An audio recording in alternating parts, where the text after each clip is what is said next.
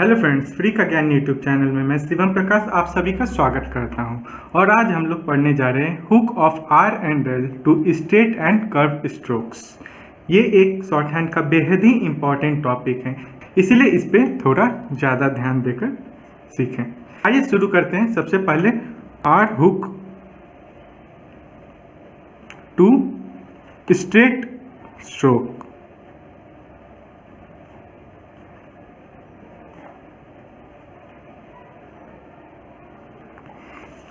इसमें हम लोग सीखेंगे कि आर का हुक लगे स्ट्रेट स्ट्रोक्स के साथ। तो जो अभी तक हम लोग कॉन्सोनेंट पढ़ते आए हैं उसमें स्ट्रेट स्ट्रोक के जो वॉवेल्स हैं वो हैं P, B, T, D, C H, J, K और जी। हमारा ये सभी स्ट्रेट स्ट्रोक्स में आता है। तो आइए इसमें आर का हुक लगाते हैं। तो सबसे पहले जानते हैं कि आर का हुक लगता किस तरह से है।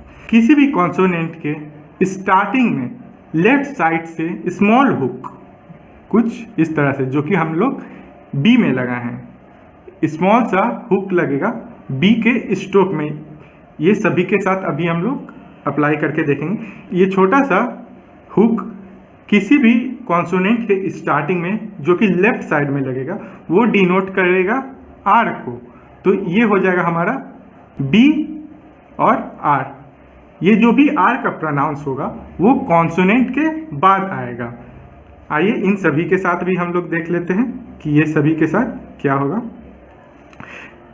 पी के कॉन्सोनेंट में अगर आर का हुक लगाना हो तो वो पी के हुक के स्टार्टिंग में छोटा सा लेफ्ट साइड हुक लगेगा, उसके बाद कॉन्सोनेंट हो जाएगा, ये हो जाएगा पी आर का प्रोनाउंस हो जाएगा। उसी तरह बी आर के साथ डीप लाइन के पहले आर का हुक लगा देंगे तो ये हो जाएगा बी आर। टी आर के लिए सेम हुक स्ट्रेट लाइन में होगा तो ये हो जाएगा टी आर। डी आर में भी सेम इसी तरह, लेकिन जो लाइन होगा वो थिक हो जाएगा, ये हो जाएगा हमारा डी आर। मार्कर के कारण शायद ये डिफरेंस आप लोग को नहीं पता चल रहा होगा, लेकिन लाइट स्ट्रोक टी को होता है और डीप स्ट्रोक डी का। उसी तरह सी एच के लिए लाइट स्ट्रोक के पहले छोटा सा हुक लेफ्ट साइड की तरफ आर को डिनोट करता है, ये हो जाएगा सी एच आर। और जे के साथ भी सेम छोटा सा हुक और डीप स्ट्रोक, ये हो जाएगा जे आर। के लिए इसमें भी लेफ्ट साइड से या फिर बॉटम में इसमें लगेगा, क्योंकि इस के का जो स्ट्रोक है उसका लेफ्ट साइड बॉटम ही होगा, तो ये हो जाएगा के आर। और आखिरी में जी आर लिखने के लिए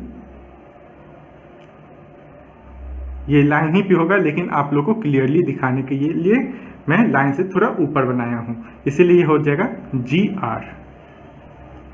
तो आप लोग देख सकते हैं कि कैसे आर का हुक सारे स्ट्रेट कॉन्सोनेंट के साथ लग रहा है। आइए अब हम लोग सीखते हैं L hook to straight strokes.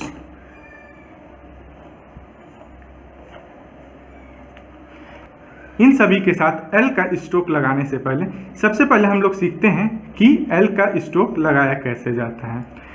हम लोग जैसे इसमें बी आर का स्ट्रोक लगाए थे, सेम इसी तरह अगर बी में एल का स्ट्रोक लगाया जाएगा तो जिस तरह इसमें लेफ्ट साइड से हुक लगता है उसी तरह से हम अगर राइट साइड से हुक लगा दें तो ये हमारा एल का हुक हो जाएगा। तो ये हमारा हो जाएगा B L.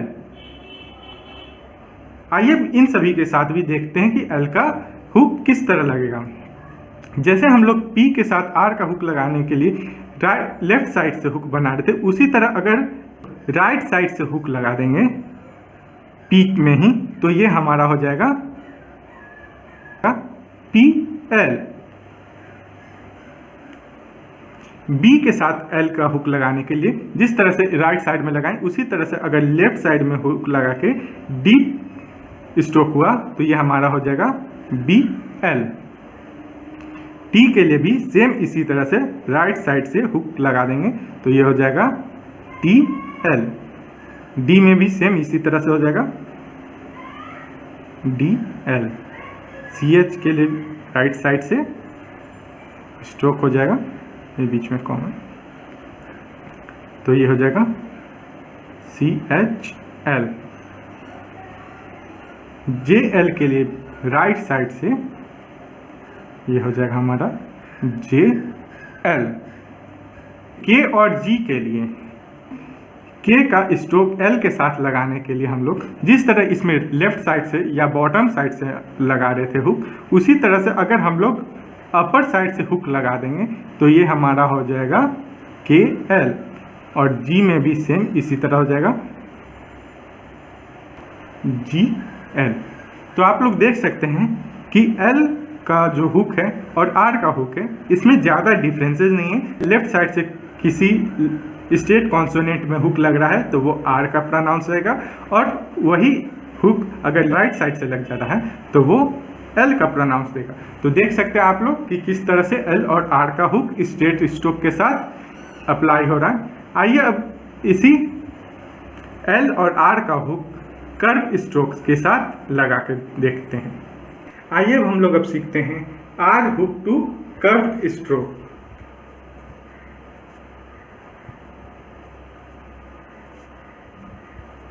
Are hook to curved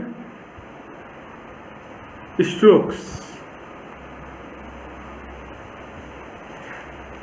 इसमें हम लोग सीखेंगे कि आर का हुक जो हमारा कॉन्सोनेंट कर्व्ड स्ट्रोक के साथ आता है उसके साथ किस तरह से ये आर का हुक लगेगा। आइए सबसे पहले हम लोग लिख लेते हैं कि कौन कौन से कॉन्सोनेंट है जो कि कर्व्ड स्ट्रोक के साथ लिखाए जाते हैं। तो हमारे कॉन्सोनेंट में F, V, T H, S H, Z H, M और एन, ये सारे जो कॉन्सोनेंट हैं वे कर्व शेप में लिखाते हैं। तो आइए इन सभी के साथ आर का हुक किस तरह लगता है वो सीखते हैं। अभी तक हम लोग सीख रहे थे कि स्ट्रेट स्ट्रोक में लेफ्ट साइड से हुक लगाने पे आर को प्रोनाउंस होता है, लेकिन यहाँ पे किसी भी कर्व्ड स्ट्रोक में जैसे कि एफ ही लिए हैं, यहाँ पे अगर हम लोग आर का स्ट्रोक लगाएंगे स्ट्रेट स्ट्रोक में तो इस तरह से लगता है, लेकिन ये पूरी तरह से गलत हो जाएगा। तो यहाँ लेफ्ट साइड में स्ट्रोक ना लगा के ये कर्व स्ट्रोक में राइट साइड से ही छोटा सा हुक लगाएंगे तो ये आर को डिनोट करेगा। तो आइए एफ के साथ आर का हुक लगाते हैं। यहाँ पे एफ है तो उसके स्टार्टिंग में राइट साइड में ही छोटा सा अगर हुक लगा देंगे तो ये एफ को डिनोट करेगा। तो ये हो जाएगा एफ आर। उसी तरह वी में भी छोटा सा हुक के साथ डीप स्ट्रोक वी को डिनोट करता है, तो we are.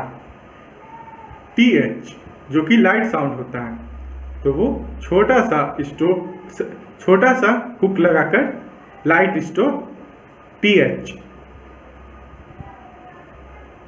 Are. Deep sound T H जो कि थी से प्रोनाउंस होता है, उसमें भी सेम इसी तरह से छोटा सा हुक लगा के कर्व करेंगे तो ये हो जाएगा टी एच आर। देख सकते हैं एस एच के लिए भी सेम इसी तरह एस एच का स्ट्रोक होता है इस तरह से, और उसके पहले आर का स्मॉल हुक, आर का स्मॉल हुक के साथ एस एच का स्ट्रोक।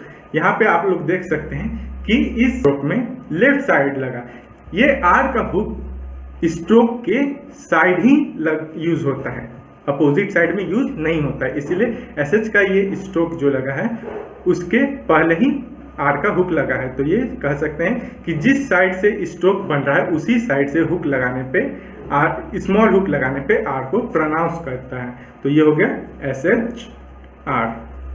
सेम ZH का भी इसी तरह का स्ट्रोक होता है, तो इसमें भी स्मॉल हुक लगा के ZH, तो ये हो जाएगा ZH R। M के लिए भी सेम, यहाँ पे भी छोटा सा स्ट्रोक, छोटा सा हुक लगा के M का स्ट्रोक, तो ये हो जाएगा M R। और यहाँ NR के लिए छोटा सा हुक लगा के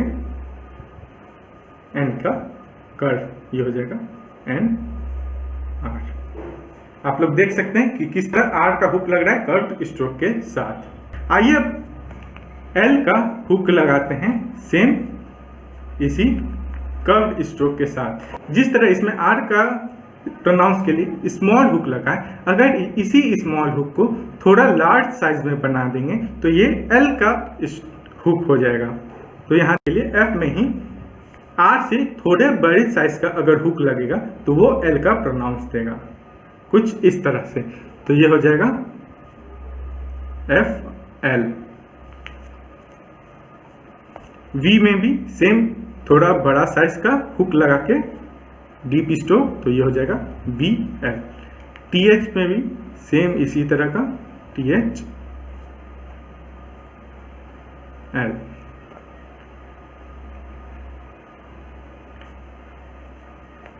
TH L।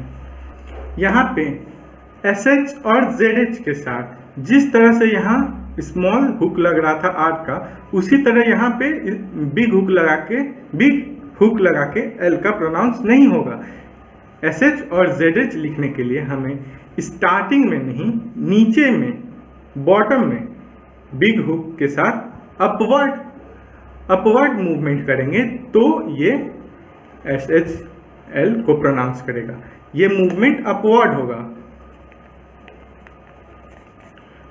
ये डाउनवर्ड ना होके, जो कि SH इस तरह से लिखाता है, यहाँ पे डाउनवर्ड ना होके L का हुक लगा के SH अपोजिट साइड में लिखाएगा, तो ये SHL को उसी तरह ZHL को भी सेम इसी तरह से लिखाएगा, तो ये होगा ZHL।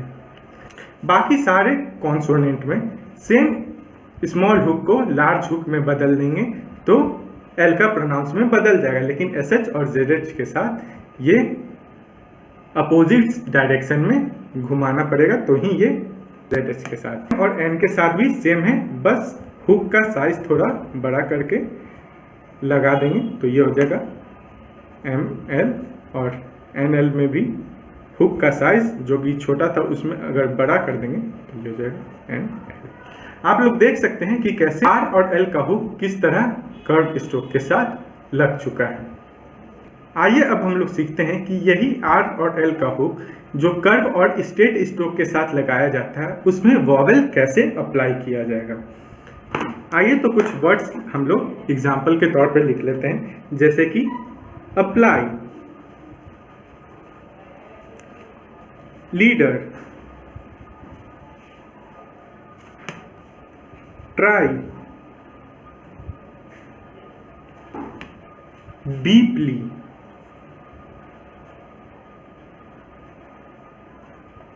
ब्रीफली,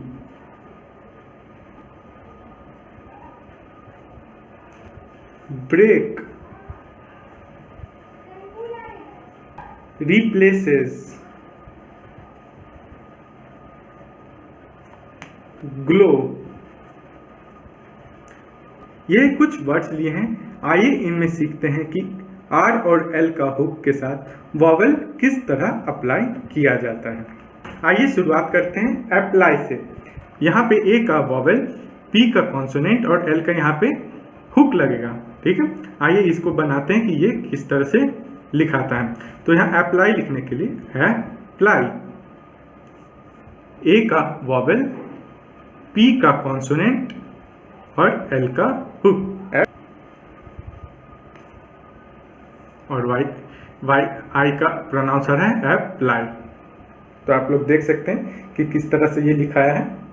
आइए दूसरा, लीडर लिखने के लिए पहले हमें यहाँ पे L का हुक नहीं लगेगा, यहाँ पे प्रॉपर L का स्ट्रोक लगेगा, क्योंकि L के बाद यहाँ पे दो कॉन्सोनेंट आ रहा है, उसके बाद D आ रहा है, तो यहाँ पे L का प्रॉपर स्ट्रोक लगेगा, उसके बाद यहाँ पे आर के पहले डी आ रहा है, यहाँ पे एल के पहले कोई कॉन्सोनेंट नहीं आ रहा था, लेकिन यहाँ पे आर के पहले डी आ रहा है, तो यहाँ पे डी के पहले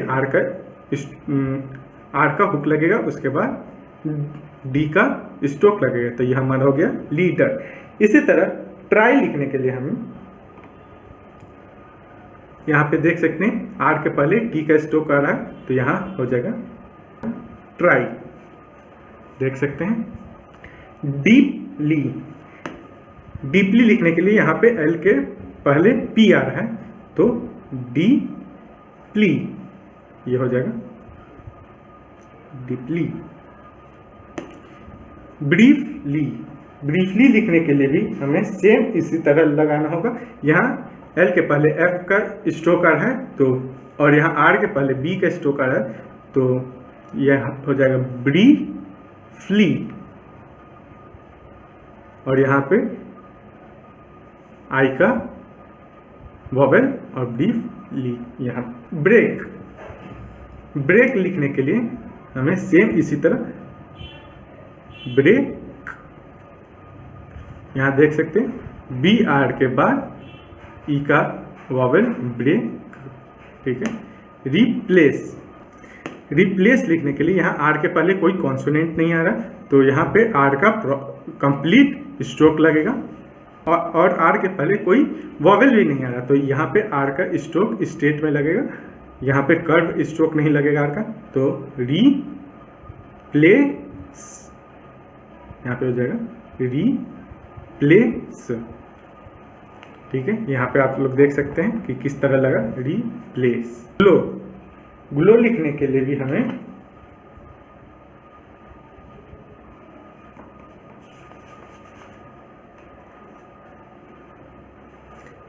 ग्लो लिखने के लिए भी हमें यहाँ पे जी के साथ एल का हुक लगा, जी एल ओ डब्ल्यू, तो ओ का वॉवेल आएगा ग्लो, ग्लो। आप लोग देख सकते हैं कि किस तरह से यहाँ पे वॉवेल अप्लाई हो रहा है कर्व्ड स्ट्रोक के साथ। ये हमारे आज के ग्रामर लॉगस जो कि आर और एल के हुक पे बेस्ड हैं, और ये आंसर हैं लास्ट वीक के क्वेश्चन के। इस वीक के लिए ये कुछ क्वेश्चंस हैं।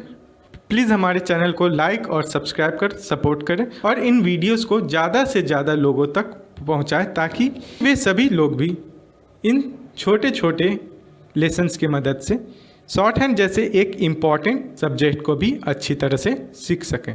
Till next week, good bye. Please like, share and subscribe. Don't forget to click on bell button.